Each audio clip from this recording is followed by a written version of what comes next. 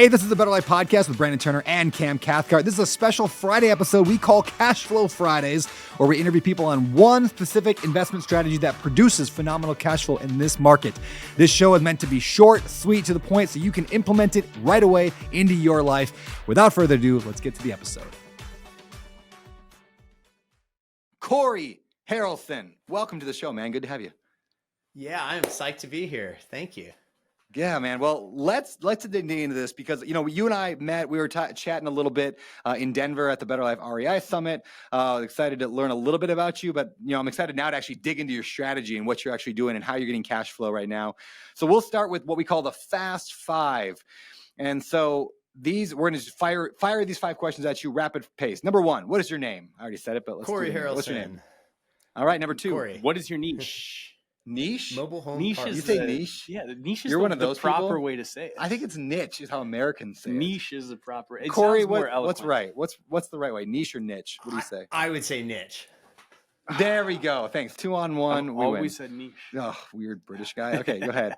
Sorry, keep going. I know you probably answered that, but I was stopped He by was the making fun of indignant. me. I was indignant over the way Cam said it. What was my niche? niche is mobile home parks. That's right. That's right. All right. And where do you invest?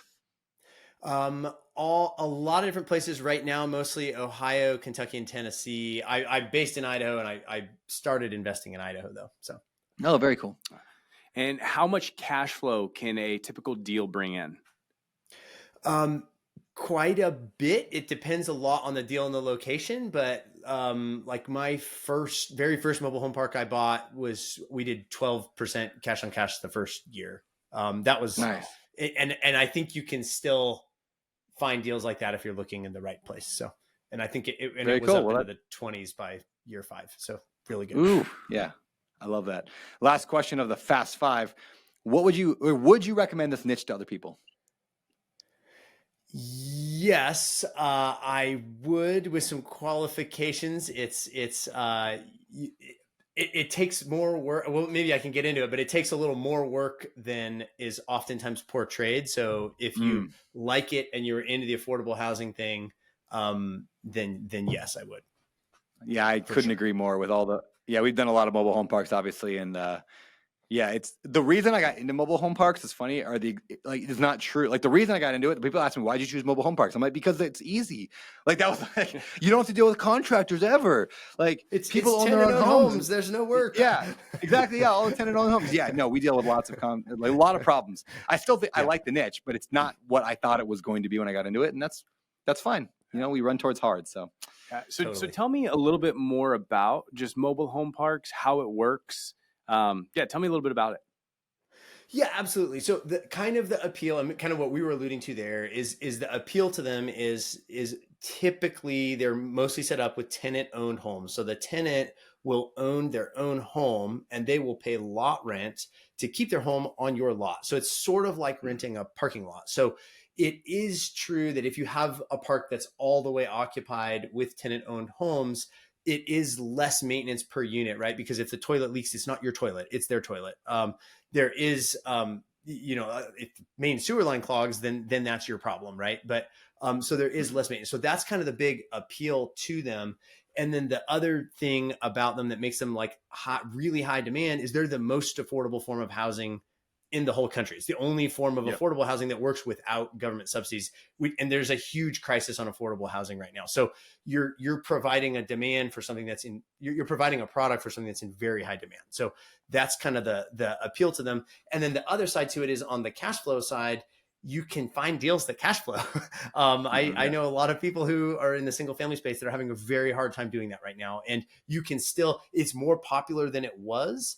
I think if you're trying to find like there's a lot of competition in the bigger park space, but in the small park space, there's a lot of deals out there right now. And if someone were trying to DIY it, you can definitely still find deals that cash flow.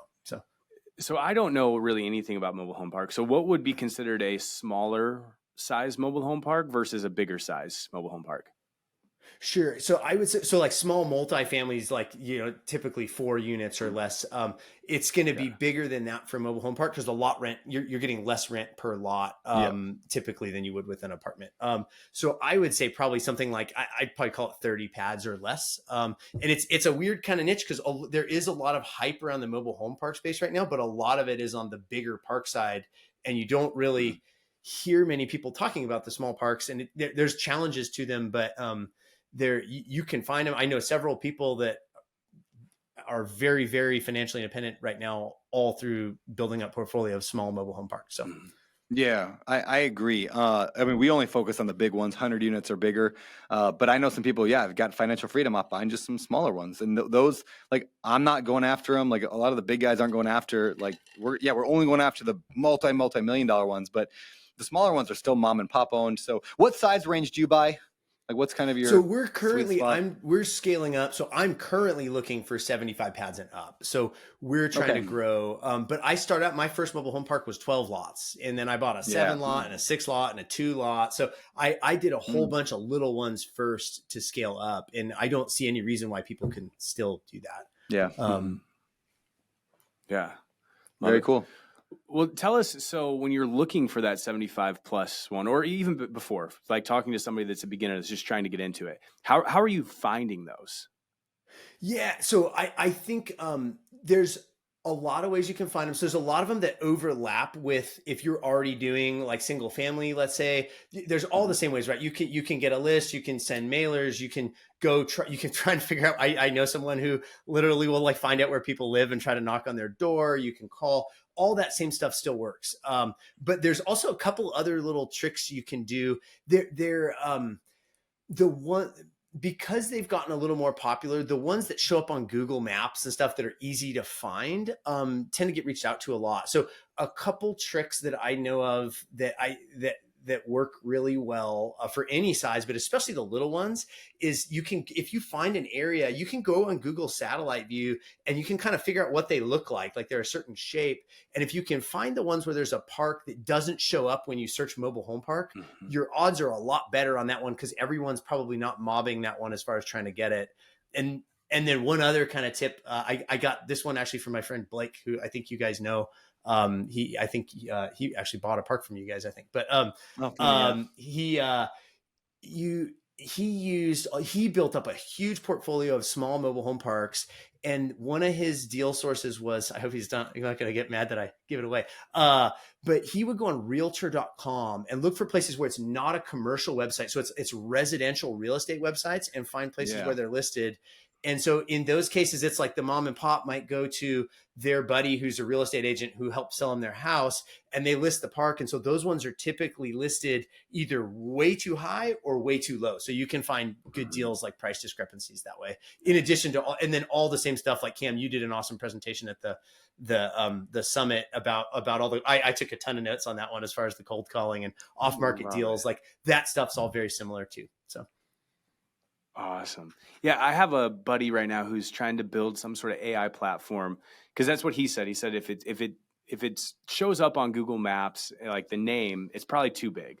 But he's looking for small, so he's trying to build AI to search like Google Earth and be able to identify what a small mobile home park is, and then create a list out of that, which I think is fascinating. I don't know if he's accomplished that yet, but I'm sure there are ways to do that, where it can search and find these small 8 to 40 unit mobile home parks.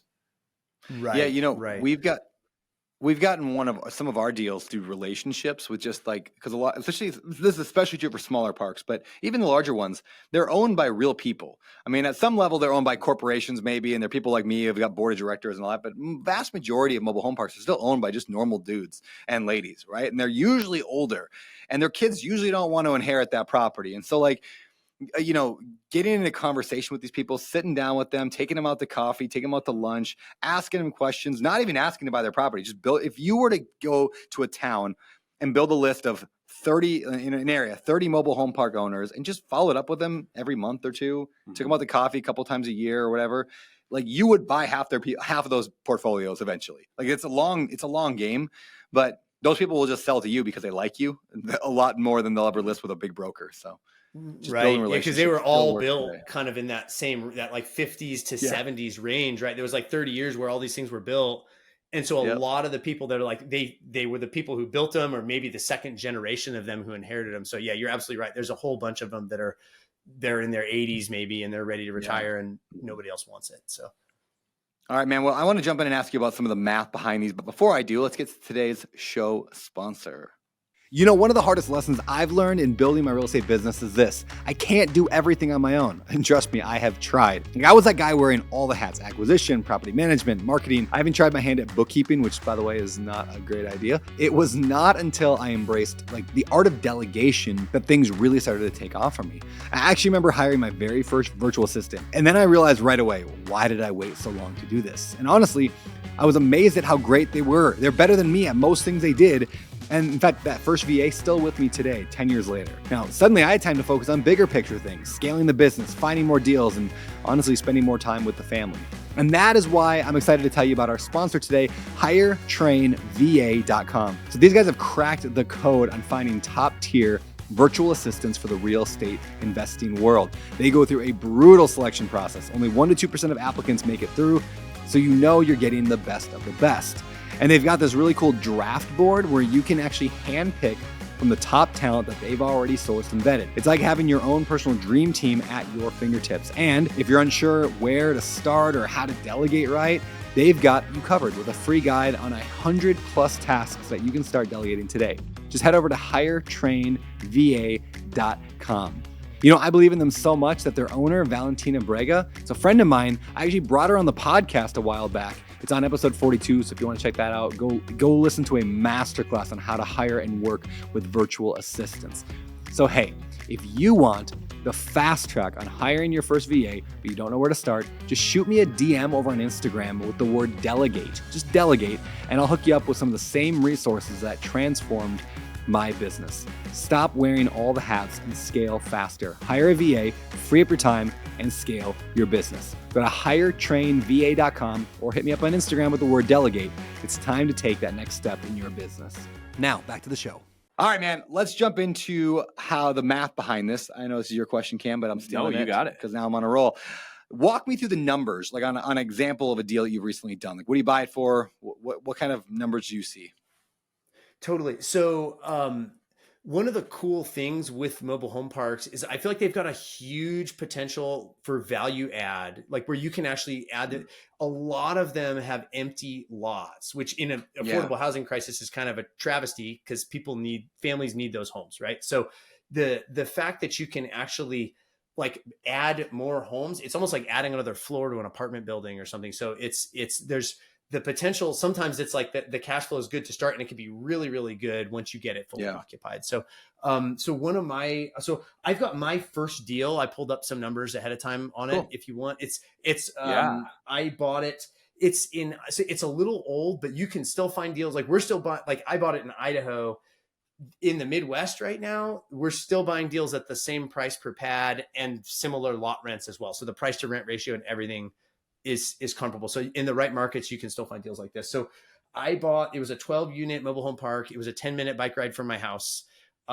We sent a bunch of letters out to all the parks. At the time, it was a little, there was less of that going on. So it was not too hard to find. We bought it for $340,000. I used a HELOC on my house for most of the down payment. And I was into it for 109.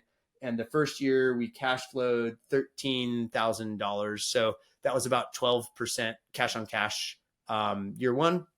And then by year 5, I was up to like double that. So it was like 24%. And that was mostly just, we build back water. We replaced a home, filled a pad. Like it wasn't, it was, there's a lot, there's, more to it, but so it was awesome. And I was kind of hooked. It was like, oh, it was really good. I remember the first month after I bought it, I was terrified. I was like, what the heck are we doing? I'm an engineer. Why am I buying a mobile home park? Everyone's just going to not pay. And then it's like, no, the money came in and the expenses got paid and there was stuff left over. It was like, oh, this is cool. That's awesome. Explain. So like in a community like that, do you own the mobile home parks in that one, or do you just own the lot and they're just paying for the lot rent? Correct. There? So we own the $1,000 a month lots. or whatever it is. We bought that one. So it was mostly tenant owned homes. We ended up inheriting one of the homes. There was like 11 really good tenants and one kind of problem tenant that we had to remove. So we ended up inheriting that home. And it was in bad shape. So we replaced it. We brought in another one. We renovated it. We sold it. So then someone bought, like a sweet little old lady who had just gotten divorced, and her and her husband had sold their home and they went their own way. She bought our mobile home, for example. And so, so it was all just tenant owned homes. It was mostly either like older folks on fixed income or families that were just kind of, a little lower on the income scale and wanted to have their own yard and not have neighbors banging on their wall of their apartment. So, yeah. One of the misconceptions I think with mobile homes is in mobile home parks is the tenant base. I find easier to manage, and this obviously depends on a lot of factors, but I find it easier to manage than I do like C-class apartments. Like, really? Yeah, I find the people tend to be, generally take better care of their properties. I mean, again, there's exceptions to everything here, but generally speaking, my mobile home parks are easier to manage. The people, I like them better than I've liked in my C and even B class apartment complexes. And so just a good reminder that just because somebody makes less money doesn't mean they're a worse person or they're a worse tenant. Some people especially they want their own home because they have pride of ownership in a home. And so they like to own a home that they can paint and put up garden gnomes and all that versus a person who's just going to live in an apartment for a year and then moving on. We've had some tremendously good and talented and nice, great tenants in our mobile homes. So just a reminder people not to be afraid of it. Yeah, no, totally agree. I mean, our tenants, like there's real examples. There's a lady who she works at a doctor's office. She's probably the person scheduling your doctor's appointment. Someone else works at the golf course and is pouring your beer at hole 19. Someone else might be working at the grocery store or driving the truck that's delivering your food to the grocery. These are the people who live there. They're like normal working class people that, like you said, they've got a yard. They need an affordable place to live. They tend to be great. Yeah. What do you see like as the future of this niche or niche, however you want to word it? Because I didn't even hear about mobile home parks until 5 or 6 years ago. Yeah, exactly. And now it seems like it is an asset class that a lot of bigger players are going for. So what do you see as the future of that?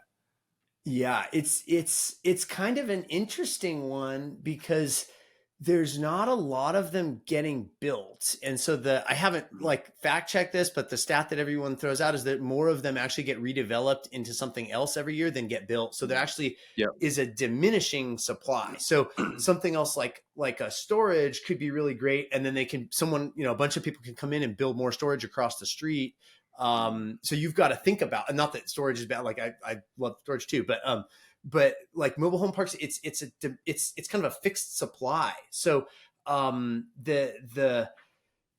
most of them, like we said, are these old mom and pops. So 10 years from now, have they all been bought up? I don't know. So like, I don't know if it's going to be, I think they'll still be around. I don't know if it'll look the same a decade from now as it does today. And it doesn't look the same today as it did in 2016 when I bought my first park. So, it's definitely changing. One thing that I'm looking at heavily with mobile home parks is, and I could be wrong on this, but mobile home parks have a unique kind of zoning where they're zoned for multiple houses on a lot. I mean, why they're built that way. That there's a lot of like new companies like Boxable that's coming out. These like pre-built, factory-built little homes, and the price is dropping rapidly on these things. They're getting cheaper and cheaper to own and build. They're coming from other countries now. There's all these companies playing in that space. Where I think is an interesting play is we take mobile home parks, we remove the mobile homes and replace them with these factory-built Boxables or similar. I don't know which company is going to emerge as the victor, but we replace them. Imagine taking out a 100-lot mobile home park that's half full and all declining homes that are all in rough shape, removing them all and putting in 100 of these nice Boxables with nice little sidewalks and pads. All of a sudden, you have an asset that one of those will rent. They're smaller. They're going to last for a lot longer because they're way better material built. And they're a different classification of property. It doesn't feel like a mobile home park per se. And I think that is going to be a really interesting use for mobile homes. I mean, they already got the infrastructure with water and power and all that built into them. So I see a huge opportunity in the future for somebody to dig into that. I don't know if you've played with that space at all, but like a nicer version of a pre-manufactured home. I mean, still pre-manufactured, exactly, but Where they can drop totally. it on. I mean, yeah. And if you rent it, I mean, that's the other thing too, like talking about cash flow, everybody's kind of, and I hate them, but if you want high cash flow up, like if you actually own the homes and rent them, that's very high cash flow. And I just hate dealing with the repairs, but they're it is more cash for the maintenance. That's but yeah, that's another kind of something that's, I've met people that specifically want, they're kind of 10% of the mix maybe of the other park owners, but that's another thing that you could look at too, is like maybe some kind of newer, like you bring in brand new mobile homes or boxables or something that's more durable would maybe cut down on that maintenance headache. I totally agree. I mean, we have quite a few rentals now in our portfolio. We've transitioned from only owning tenant home ones to now we rent out a fair number, but we only want to rent out nice ones. So the newer home, when we bring in a brand new home for 60 or 70 grand, we can rent that thing out for $800 a month. And that's okay. Like the cash flow, those numbers make sense. It's better than the 1% rule. And so like we are able to make it work. They pay their own, utilities and all that, but we'll rent them out. And then, the headache factor increases, of course, and you get a tenant instead of a buyer. But, the cash flow's up. So, definitely a good strategy for sure. Love it. Yeah, I've always kind of thought if you were going to go ahead. Oh, sorry. Go ahead. Sorry. No, you go ahead. You go ahead. I want to hear what you're going to say. I was just going to say, I've always kind of thought if you were going to go that route, if you had all park-owned homes, then the additional income that came in, depending on the size of the park, might be enough to pay for another maintenance person to deal with all the headaches. Because where we've had a problem is you just have a few, and then you don't have that maintenance person. You have to bring a contractor in every time. You got to call the plumber every time there's a little leaky toilet or something. So. Yeah, I would love to go into an area that you can buy. Let's say you buy a mobile home park that's a 30-lot mobile home park. It's 50% empty, 70% empty. It's a little rough. You go in there and you remove every home. You drop in 30 boxables. You buy them for 50 grand a pop, right? Then this would work in an area that's like Austin, Denver, like a higher rent market. You go and rent each of those homes out now for $1,000 a pop, $1,500 a pop. We're making 2% money off this, and it just becomes a giant rental thing. And then one of those units out of 30 goes to your on-site resident manager, and another one goes to a maintenance guy. And now you've got a self-contained property management and maintenance, all brand new homes under warranty. Most likely these companies are going to have warranties. And you're getting 2% deal working. So like that, I think that's a very interesting strategy in the future, because a boxable you can get placed for 50 grand. So if you can get a $50,000 product, infrastructure is already there, so it doesn't cost a lot more to put it up there. Yeah, there's numbers that's a good price doable. Point. Like a tiny home community. It basically turns into a tiny home rental community. Again, I don't know anybody who's done this successfully, so please don't just go run with this because Brandon said it's a good idea. In my head, this makes a lot of sense, especially if you buy two small ones in a town and then that are both half empty. Take all the homes from one, put it the other. Now you have one full park and one empty park that you can fill up with boxables, and then try it out. Or do you even make it like put some amenities and try to make it almost like a Airbnb? Because I feel like a tiny home would rent to a different. I agree. Different class of tenant. You could also throw in some things if you really wanted to play that game of like we come through, we mow your lawn, we take care of your lawn care. We do cleaning once a month. We come in and clean your house. I mean, there's some fun, internet's included. You could really play some interesting games there and make it real appealing. Like I would have loved to live in a thing like that when I was younger. 23, and you put like a dope clubhouse with a pool, pickleball in the middle.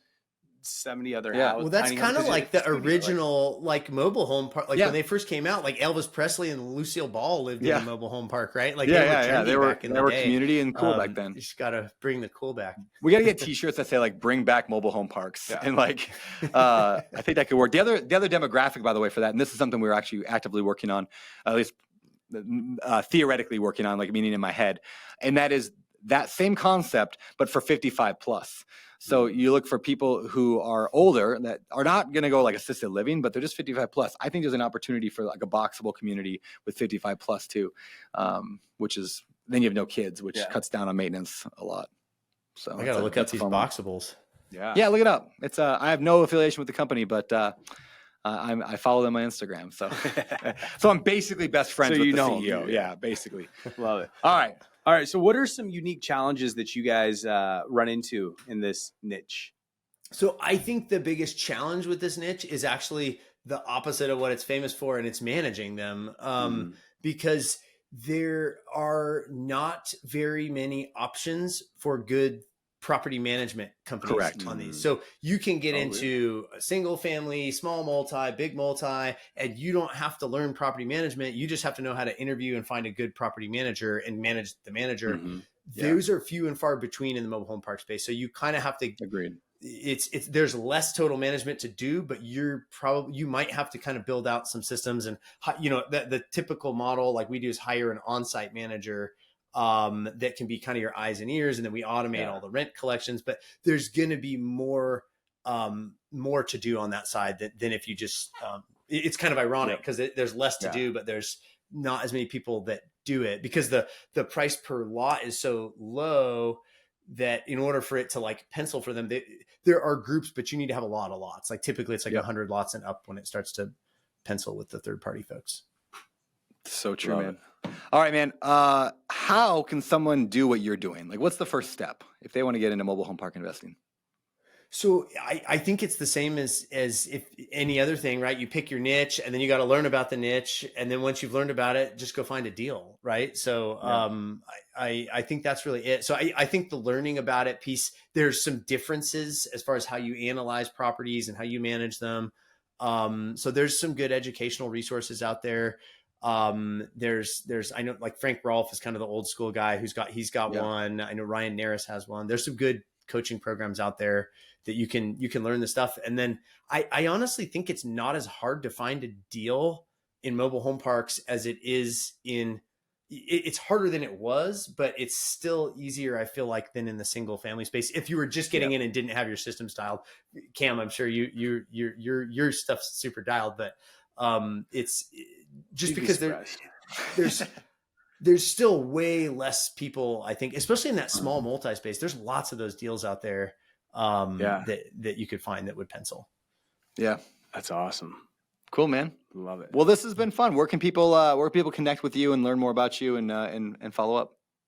Yeah, so I'm really active on LinkedIn. I post on there all the time. So LinkedIn's the best place to reach out. And I've got kind of a little PDF educational thing on mobile home park investing at passivemhp.com, which is more geared towards the larger stuff if someone's interested. But otherwise, I nerd out on all this stuff, and I'm happy to just DM me on LinkedIn, and I love it. I can talk love it, about man. this stuff all day. That's awesome. So, Thank you so much, Cory. Yeah, Cory, appreciate you. Thank you.